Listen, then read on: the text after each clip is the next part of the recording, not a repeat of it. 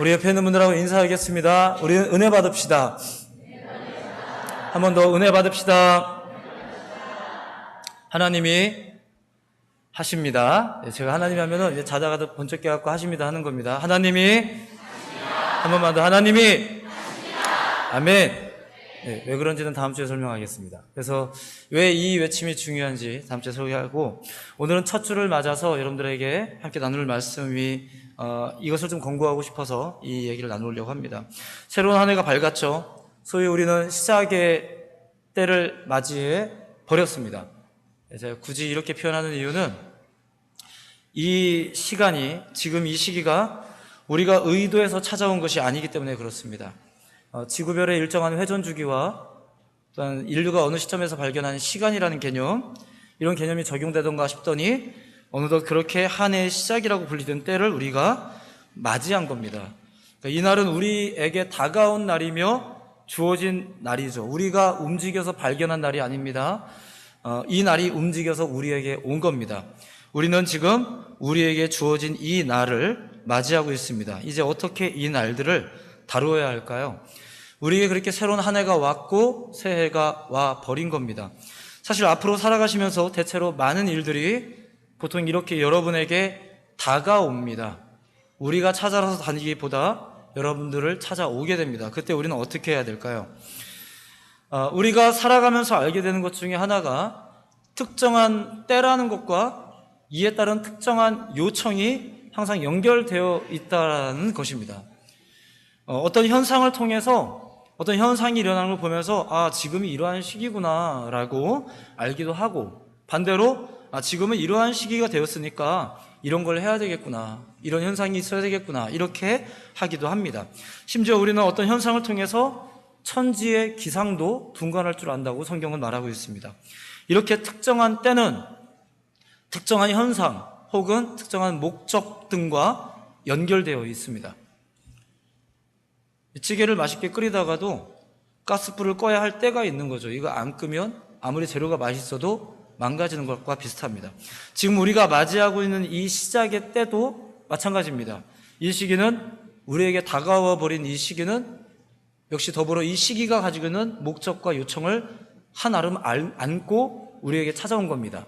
우리는 그것을 어떻게 발견할 수 있을까요? 성경에서도 그렇게 특정한 때에 관하여 말하는 몇 가지 경우가 있습니다. 한번 여러분들에게 눈으로 좀 보여드리고 싶습니다. 시편 145편 15절에 보면 이런 말씀이 있어요. 혹시 준비된 구절 띄워주시면 이런 경우를 한번 소개해드립니다. 모든 사람의 눈이 주를 앙망하오니 주는 때를 따라 그들에게 먹을 것을 주시며, 이렇게 말합니다. 주님이 임하시는데 아무 때나 임하는 게 아니라 때를 따라서 임한다라는 구절의 말씀이죠. 에스겔서 34장 26절에는 또한 이런 말씀이 있습니다. 내가 그들에게 복을 내리고 내 산 사방에 복을 내리며 때를 따라 소낙비를 내리되 복된 소낙비를 내리리라. 아멘. 그러니까 때를 따라서 임하는 역사에 대해서 성경이 말합니다. 히브리서 4장 6절은 또한 이렇게 말하죠. 그러므로 우리는 긍휼하심을 받고 때를 따라 돕는 은혜를 얻기 위하여 은혜의 보좌 앞에 담대히 나아갈 것이니라. 아멘. 대부분은 이 외에도 수많은 때에 대한 성경적 지적은 하나님과 관련된 혹은 그분의 목적이나 그분의 성취에 대한 것과 연관된 것으로서 이 때를 말하고 있습니다. 그러니까 성경에서 말하는 때라는 것은 다 하나님과 관계가 있습니다. 조금 더 깊이 들어가 보면 그렇습니다. 이제 하나님과 그분의 뜻, 목적, 이런 거죠. 그런 것 관련된 때에 대한 이해로서 성경이 가르쳐주고 있는 두 가지 개념이 있습니다. 이 개념을 이 구절로 정리를 할 수 있을 것 같습니다. 이 부분 한번 좀 보도록 하죠. 디모데후서 4장 2절 띄워주시면 함께 읽어봅니다. 시작. 너는 말씀을 전파하라. 때를 얻든지 못 얻든지 항상 힘쓰라. 범사의 오래 참음과 가르침으로 경책하며 경계하며 권하라. 아멘. 자, 이게 무슨 말일까요? 잘 보시면 때에 대한 얘기가 또 나왔죠. 그런데 잘 보시면 복음을 전파하는 일에 있어서, 정확히는 말씀을 전파하는 일인 거죠. 말씀을 전파하는 일에 있어서는 특정한 때가 있다 없다? 없다는 거예요. 복음을 전하고 말씀을 전하는 일에 대해서는 때가 없다는 거예요. 아무 때나 해야 되는 거예요. 교회에서도, 가정에서도, 사업장에서도 누구를 만날 때도 말씀을 나누는 일에 있어서는 담대함을 가지고 힘껏 나누어야 한다는 거죠. 복음을 전파하는 일에 있어서는 그렇습니다. 그러니까 복음이 전하여지고 말씀이 전하여지는 것에 있어서는 그것을 위한 다른 때가 준비되어진 게 아니라 그 말씀을 들고 나아가는 사람만 준비되면 그 순간이 바로 때입니다. 그래서 복음을 전하고 말씀을 전하는 것은 때가 없다는 것을 기억하시고 2019년도 한 해 동안 여러분들에게도 여러분들에게 주신 기회를 따라 말씀을 많이 나누시는 은혜가 있기를 예수님의 이름으로 축복해 드립니다. 자, 한편 때에 대한 두 번째 개념이 아마 이 구절로 말할 수 있을 것 같습니다. 이사야 55장 6절의 말씀인데 함께 또 읽어보도록 하죠. 읽습니다. 시작. 너희는 여호와를 만날 만한 때에 찾으라. 가까이 계실 때 그를 부르라. 눈치채셨나요? 여호와를 만날 만한 때가 있다고 합니다. 그러니까 아무 때인 건 아닌 것 같아요. 물론 우리 부모님들이 자녀들을 위하여 기도할 때 우리 속썩이는 있는 자녀들, 교회 안 나가는 자녀들, 지금도 집에서 자고 있는 자녀들 여러 가지 생각하면 속이 아프지만 그러면서 우리는 우리의 때에 이거 이따가 할 얘기인데 우리의 때에 하나님께서 역사해 주십시오라는 기대감을 가지고 우리는 기도하는 거죠. 때에 대한 주권에 대해서 오늘 이야기하는 겁니다. 때에 대한 주권이 있는데 오늘 일단 이사야 말씀을 통해서 우리에게 보여주시는 건 뭐예요? 하나님을 만날 만한 때가 있다라는 거죠. 그리고 또한 가까이 계실 때가 있답니다. 이것은 적어도 아무 때는 아닙니다. 아무 때는 아니에요. 특정한 때를 말하는 거죠. 그런 때가 되면 뭘 하라는 거예요? 그를 찾으라는 거죠. 그를 부르라는 거예요. 그런 때가 되었어요. 교회 절기를 따라, 교회 선포를 따라 어떤 때가 선포가 되어졌어요. 그럼 하기를 청해 드립니다. 그러면 여러분들이 그것을 받아들이고 아멘하고 하시기를 청해 드립니다. 그런 때가 있거든요. 사실 때에 대한 하나님의 범주에 대해서 또 성경이 말하고 있는 게 있어요. 좀 여러 구절을 찾고 있지만 어렵지 않게 설명을 드리겠습니다. 요한계시록 21장 6절에 보면 이 때에 대한 성경의 규정이 하나가 더 있어요. 아주 멋진 규정이 있습니다. 한번 읽어보도록 하죠. 시작. 나는 알파와 오메가요 처음과 마지막이라. 아멘. 이게 무슨 말인지 아시죠? 주님이 처음과 마지막이다. 중간도 맞겠죠? 예, 중간도 맞으십니다. 아니, 그래, 중간 다 하신, 주님이 답니다. 그러니까, 사실, 때에 대한 범주를 놓고 보자면, 그분은 이 때의 범주에, 하나님은 이 때의 범주에 가두어 둘 수 없는 분이세요. 그럼에도 불구하고 성경은 산발적인 시간 속에 하나님과 관련된 하나님의 때가 있다라고 자꾸 우리에게 가르쳐 주는 거예요. 왜 그럴까요? 이런 설명을 하는 이유가 뭘까요? 모든 것이 다 하나님의 때인데 왜 굳이 성경은 가르침의 내용 중에 하나님의 때가 있는 거야 라고 왜 그렇게 가르칠까요? 그것은 그 시간 중에 덜 중요한 시간, 더 중요한 시간이 있어서가 아니라 이 말씀을 듣고 있는 우리들 때문이에요. 우리들 때문에 지금 그 말씀을 하시는 거예요. 사실은 모든 시간이 하나님의 시간이며 하나님은 알파와 오메가이신 것을 믿으시기 바랍니다. 그런데 하나님의 때가 있다라는 등의 설명을 들어야 하는 이유가 우리에게 있다는 것. 왜 그럴까요? 우리는 하나님의 때에 하나님을 만나기보다 아무 때나 하나님을 구하기 때문에 그렇습니다. 사실 하나님이 역사하시는데 꼭 2019년이어야 되는 건 아니잖아요. 우리가 지금 그 시기를 겪고 있는 것 뿐이니까 우리가 이 시기를 겪고 있기 때문에 우리가 기도하고 있는 거지 하나님이 2019년이기 때문에 더 주님이 힘을 쓰셔야 된다는 거 이런 건 아니잖아요. 이 모든 시대가 모든 시간이 이 인류사의 역사 속에 하나님의 때가 가득한 걸 믿으시기 바랍니다. 그러니까 우리가 문제예요. 우리 쪽에서가 문제가 있는데 문제는 우리가 하나님의 때에 하나님을 만나는 게 아니라 아무 때나 하나님을 구하기 때문에 그렇습니다. 그리고 사실상 모든 때가 하나님의 때이죠. 근데 그 하나님의 때이지만 우리가 그 시간을 훔치고 있는 거예요.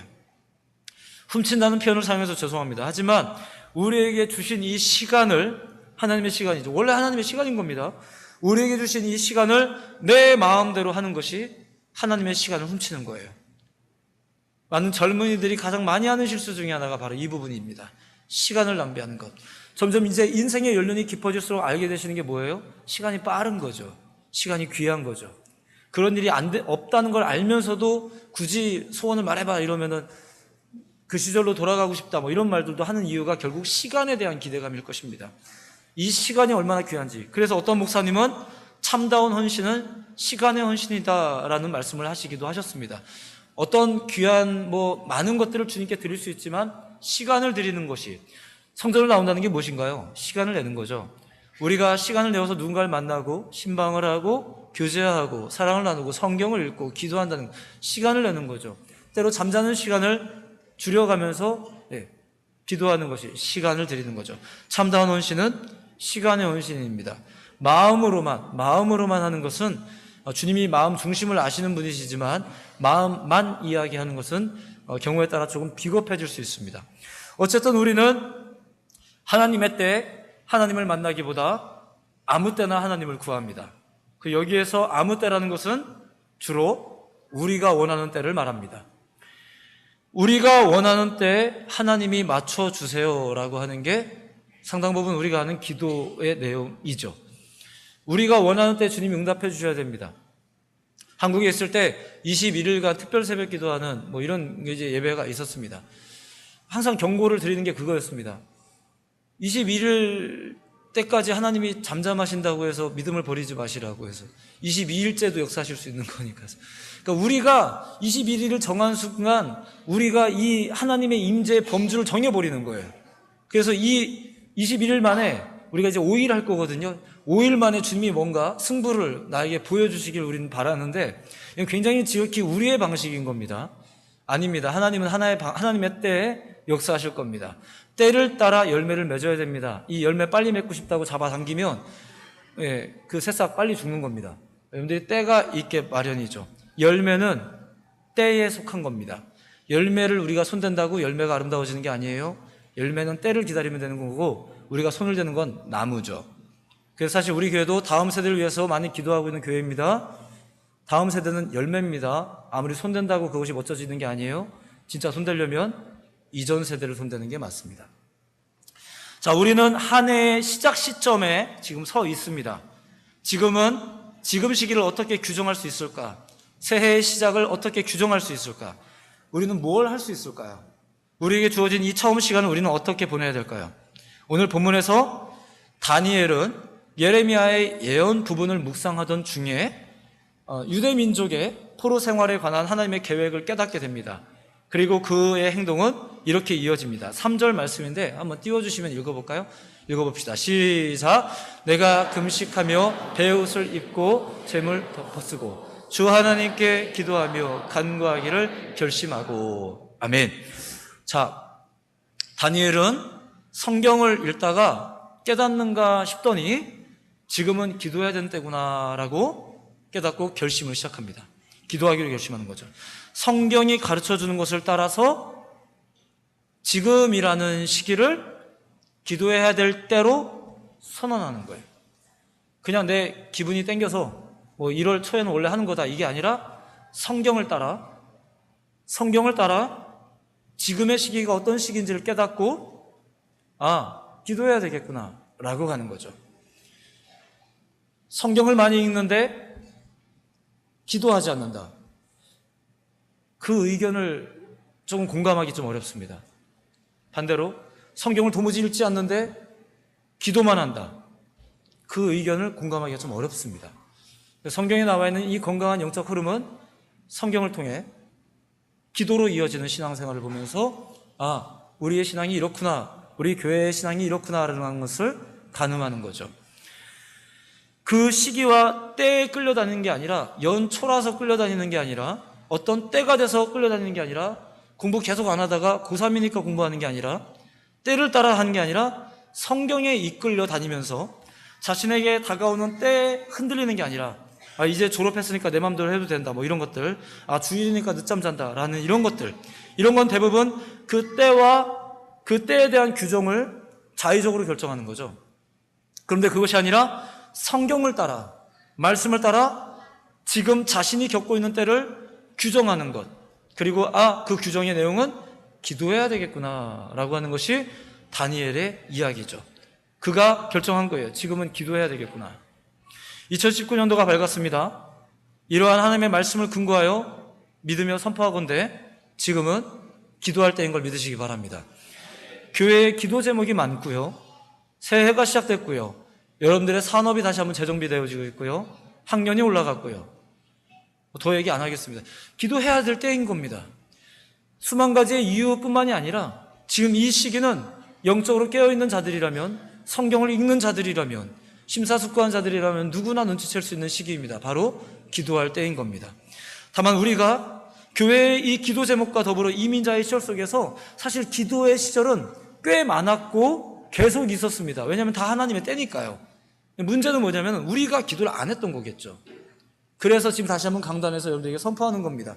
넘어질까봐 두려워하는 여러분들에게 내가 또 이게 결단은 하였으나 중되면 또 흔들리지 않을까, 이런 염려가 혹시 있으신 분들에게 강력하게 선포하는 겁니다. 지금은 기도할 때인 겁니다. 이제 시작을 맞아 다시금 기도의 시기를 선포하는 거죠. 교회가 선포합니다. 이 시기를 빼앗기지 않으시는 여러분들 모두가 되기를 예수님 이름으로 축복해드립니다. 이것은 여러분들에게 주어진 시기입니다. 여러분들이 혹시라도 결단하지 않으셨을지도 모르겠습니다. 새해를 맞이하면서 별 생각이 없었을지도 모릅니다. 하지만 강단에서 이 시기가 어떤 시기를 알려드립니다. 이것은 여러분들에게 주어진 시기입니다. 와버린 시기입니다. 여러분이 선택할 수도 있긴 합니다만 이 시기는 선포되어졌습니다. 하지만 여러분들이 이 교회와 말씀의 공고를 따라서 지금이라는 시기를 주목해 주십시오. 다른 때에도 기도할 수 있습니다. 하지만 이 때를 놓치지 마시고 교회에 나와서 기도하셨으면 좋겠습니다. 출발하면서부터 늦었다거나 난 못한다거나 그러지 마시고 지금이라고 일컫는 동안 좀 더 나아가십시오. 아플 수 있어요. 근데 아프다고 지금의 때를 놓치는 건 조금 아쉽습니다. 바쁠 수 있어요. 근데 바쁘다고 해서 지금의 때를 놓치는 것은 좀 아쉽습니다. 기도는 사실 아무 때나 하실 수 있어요. 하지만 이 때를 놓치는 것은 조금 아깝습니다. 아까도 말씀드렸지만 새벽에 화장할 시간이 없다고 염려하신 분들이 있다는 얘기를 들었습니다. 자신감을 가지십시오. 저희가 새벽 예배 때는 성도 간에 교제를 하지 않습니다. 굳이 상대방의 얼굴을 쳐다봐서 상처받는 일들을 우리가 하진 않습니다. 우리의 영혼을 지키는 일이기 때문에 인사를 하더라도 목 아래만 보면 인사하는 이런. 하나님께서 다른 분들의 눈을 가리우실 걸 믿고요, 담대하게 앞에 나와서 특송도 하시고 이렇게 하시면 됩니다. 하나님께서 다 보호하십니다. 미리 광고드립니다. 특별 새벽 기도 동안에는 성도 간의 교제를 하지 않습니다. 그냥 앞만 보고 예배하겠습니다. 그렇게 아시고 나오시면 되겠습니다. 여타의 걸로 우리의 기도의 때를 놓치는 건 굉장히 아깝습니다. 왜냐하면 이 때는 지나갈 것이기 때문에 그렇습니다. 이 때를 기도로 채워나가시기를 예수님의 이름으로 강권하여 축복해 드립니다. 이 때에 대한 결정이 어떻게 이루어지는지 조금만 더 보도록 하겠습니다. 자, 다니엘이 예레미야의 예언의 내용을 보았죠. 책을 보고 하나님의 계획을 깨닫게 된 거예요. 기록에 따르면 이 글은 이제 포로된 자들에게 보냈던 예레미야의 서신입니다. 근데 그 서신이 가진 영감성 때문에 많은 사람들이 이것을 카피하여 읽고 나누어 읽으면서 은혜 받았던 그런 문서가 이 문서입니다. 다니엘은 바로 지금 그 문서들을 이제 상고하여 살던 중에, 묵상하여 살던 중에 이 말씀을 통해 유대 민족의 포로 생활에 관한 하나님의 계획을 알게 된 거예요. 그리고 이제 이해하게 된 거죠. 앞서서 소개했지만 이 표현을 여러분에게 소개하고 싶습니다. 따라서 고백해 볼까요? 책을 통해. 다시 한 번만, 책을 통해. 좀 전에도 설명을 하셨습니다만 이게 굉장히 중요합니다. 몇 번의 설교의 자리에서 여러분에게 소개한 적이 있지만 기도할 때도 성령님이 도와주셔야 되는데 성령님이 도와주시지 않으면 우리가 하고 싶은 대로 기도할 거거든요. 이 표현이 굉장히 위험한 표현일 수 있어요. 성령님이 도와주시지 않으면 우리는 우리가 하고 싶은 대로 기도할 거예요. 그 기도는요, 수만 가지의 종교에서 담벼락 밑에서, 나무 밑에서, 우상 밑에서 하늘을 향하여 손들면서, 바다를 향하여 손들면서, 숲속을 향하여 손들면서 하는 기도와 다를 게 하나도 없어요. 그래서 우리의 기도도 역시 성령님이 도와주셔야 되는 거죠. 그렇지 않으면 우리의 기도는 전부 다 욕심으로만 가득해 있고 우상의 것들로만, 애굽의 것들로만 가득한 기도가 되는 거예요. 큰 신상 달라고, 큰 성전 달라고. 우리의 기도가 그렇게 사악할 수 있게 되는 거죠. 성령님이 함께 해주시지 않으면. 그래서 우리가 기도할 때조차도 성령님의 도우심을 구하는 기도를 여러분들에게 몇 번 청해드린 적이 있는데, 기도하는 일들이 더불어서 말씀을 통해 이 기도의 일들이 일어나야 된다는 거죠. 누가 설득하니까, 누가 하니까, 새벽에 잠이 안 오니까 이게 아니라 책을 통하여 기도의 때를 결정할 수 있는, 앞서 설명했습니다. 책을 통하여 깨닫는 것이 성경이겠죠? 이 하나님의 말씀을 근거로 기도의 필요를 깨닫고 또 뭐라고 기도해야 할지를 알게 되고, 그리고 계속되어지는 말씀의 묵상을 통해서 기도의 활력을 얻어가시기를 축복합니다. 그래서 내일부터 새벽에 기도할 때는 지금 묵상하고 있는 성경을 잠깐 중단하고 이사야의 말씀을 통해서 하나님의 계획을 소개해 드릴 겁니다. 또한 이렇게 어떻게 기도했는가 보면 이렇습니다. 3절 말씀에 보면 금식하며 베옷을 입고 재를 덮어쓰고 주 하나님께 기도하며 간구하기를 결심했다고 합니다. 금식하며 베옷을 입고 재를 덮어쓰고, 이런 것은 뭐냐면 특별한 기도를 할 때 취했던 히브리인들의 전형적인 기도 방식입니다. 우리는 히브리인들이 아니긴 합니다만 히브리인들의 전형적인 기도 방법과 자세를 취하여 기도를 한다는 거죠. 우리나라 사람, 대한민국 사람들은 조금 깊은 기도를 할 때 보통 이제 무릎을 보통 꿇기도 하시죠. 예, 그런 것과 비슷합니다. 기도하기에 좋은 자세를 취하는 것과 비슷합니다. 히브리인들은 그렇게 특별한 기도를 내가 기도해야 되겠구나 라는 것을 깨달았을 때 취했던 방식, 금식이라는 방식, 베옷을 입는 방식, 재를 덮어쓰는 방식, 이런 방식들을 취하여 기도했다는 거죠. 그러니까 기도하는 것도 자기 마음대로 기도하는 것이 아니라 히브리인의 전통적인 방식을 따라 히브리인다운, 기독교인다운, 아시죠? 불교인들도 기도 방식이 있습니다. 이슬람도 기도 방식이 있고요. 모든 종교는 다 기도를 합니다. 근데 기도 방식이 다르죠. 히브리인다운 방식, 기독교인다운 방식, 우리 연합교회의 기도 방식이라는 게 있어요. 그것이 지금 선포되어진 겁니다. 그래서 교회의 절기를 따라, 교회의 선포를 따라 기도하는 것이 그래서 중요한 겁니다. 물론 자꾸 말씀드립니다만 혼자서 조용하게 기도할 수도 있고 엎드려 기도할 수도 있고 손을 들어 기도할 수도 있습니다. 다양하게 할 수 있습니다. 하실 수 있으십니다. 그렇게 하십시오. 하지만 교회의 선포를 따라 특정한 절기를 따라 특별한 형식을 취하여 기도하는 것이 귀하고 위대합니다. 단순히 우리 민족만의 잘 먹고 잘 삶의 문제가 아니라 지금 이 때가, 이 국가가 돌아가는 상황을 보아하니, 이 인류가 돌아가는 상황을 보아하니 이게 우리가 욕심이 가득할 때는 안 보여요. 자, 그런데 우리가 말씀을 통해 배우면 그리스도의 눈으로 밝혀지면 이게 생전 관심도 없었던 북한이 막 보이는 거고, 생전 관심도 없었던 남의 나라가 보이는 거고요, 가난한 사람들이 보이는 거고요, 방송 밑에가 보이는 거예요. 예전엔 이런 게 안 보였단 말이에요. 그냥 예배할 땐 안 보이는데 어느 순간 보면 그런 게 막 보여요. 그래서 거기 막 먼지가 쌓인 걸 보면 막 화가 막 나기 시작하고 이러면서 이걸 치우고 싶어지는 거예요. 그걸 사명이라고 합니다. 그러니까 여러분들이 그냥 신앙생활 할 때는 몰랐던 것이 있는데 성경을 통해서 알게 되는 비밀함들, 그런 것이 있다는 거죠. 한 위대한 장군을 기리기 위하여 동상을 세웠어요. 모든 사람들이 그 동상을 보면서 와, 위대한 장군이 있었구나, 이걸 보면서 감격을 하고 있는데 그 동상을 만들 때는 그 아래 발치에 그런 모양을 또 만들었습니다. 흑인 노예 아이들이 이 장군을 떠받치고 있는 장면들을 그 동상 밑에다 만들어 놓은 거예요. 많은 사람들이 그 아름답고 멋있게 세워진 그 동상을 바라보면서 위대한 장군 이것을 보면서 감격했는데, 누군가는 그 발치에 있는 그 아프리카 소년 아이들의 그 동상, 그 밑에서 하는 그 노예 아이들을 보면서 감동하여서 아프리카로 선교를 떠나는 거죠. 하나님께서 보게 하시는 안목이라는 것이 그런 거란 얘기예요. 우리가 생각하는 성공, 우리가 생각하는 기대가 아니라 주님께서 보여주시는 것. 이 지금 다니엘은 책을 통하여 봅니다. 뭘 보나요? 우리 민족이 살 방법, 우리가 먹고 살 방법, 우리가 회복할 방법, 우리만 성공하는 방법? 아니요. 지금 이 국제 정세를 돌아보면서 알게 되는 거예요. 내가 기도해야 되겠구나. 우리가 기도해야 되는 이유, 그것은 다니엘은 자신의 동족이 회복되었으면 좋겠다 하는 바람도 있었지만 더불어 당시 시대를 향한 하나님의 뜻이 있는 걸 깨달은 거죠. 그것을 깨달은 바로 지금 이때가 내가 기도해야 되겠구나라고 확신하게 되는 거예요. 그래서 기도한 거예요. 여러분들 가운데 기도의 이유가 선포되어지기를 소망합니다. 앞서 말씀드렸듯이 지금은 기도할 때입니다. 그것은 우리의 요구사항이 많아서가 아닙니다. 연초니까 특별히 기도사항 많죠. 기도 제목 많아요. 처리해야 될 문제가 많을 수 있어요. 젊은이들에게 기도 제목을 쓰라고 했더니 굉장히 많은 기도 제목이 쭉 있습니다. 심지어는 이성상을 놓고도 기도를, 키는 180 이상. 자매들의 기도 제목은 너무 많다는 게 문제입니다. 여자 청년들의 기도 제목은 키 180 이상, 연봉은 이 정도는 돼야 되겠고, 시댁은 멀리 있어야 되고, 이런 것. 가까이 있으려면 전적으로 지원을 해주든가 아니면 먼 나라에 있으시든가, 이렇게 기도 제목이 많아요. 자매님들의 기도 제목입니다. 형제님들의 기도 제목은 너무 단순한 게 문제예요. 오로지 예뻐야 돼요. 그래서 우린 연초에 기도 제목이라는 게 있어요. 대부분 우리의 생각과 우리의 욕심을 반영하죠. 이런 내용들이 있습니다. 이것이 우리를 기도하게 할 수 없어요. 그것이 여러분들을 기도하게 만들지 못해요. 무엇이 여러분들을 기도하게 만들까요?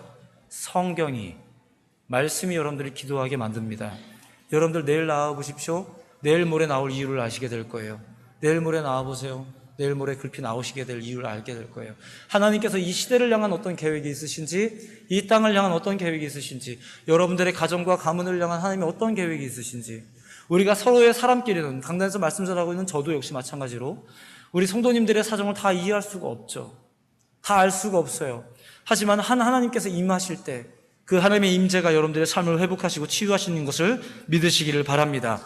우리 민족만 먹고 살까요? 아니요. 이 시대를 향하여 하나님께서 하시고자 하시는 말씀이 있다라는 것입니다. 우리는 그 절기를 이제 강단의 권한으로 또한 교회의 권한으로 선포하고 있는 것입니다. 이 선포는 목사로서의 선포이기도 하지만 성경과 교회의 증거를 통해 드리는 선포이기도 하다는 것을 기억하십시오. 그래서 이 절기를 제시하였습니다. 내일부터 금요일 새벽 4시 40분 금요일까지 이렇게 우리의 절기가 구별되어집니다. 근데 혹시 모르실까 봐 말씀드립니다. 평소에도 그 시간에 계속 예배합니다, 우리. 평소에도 계속 하고 있습니다.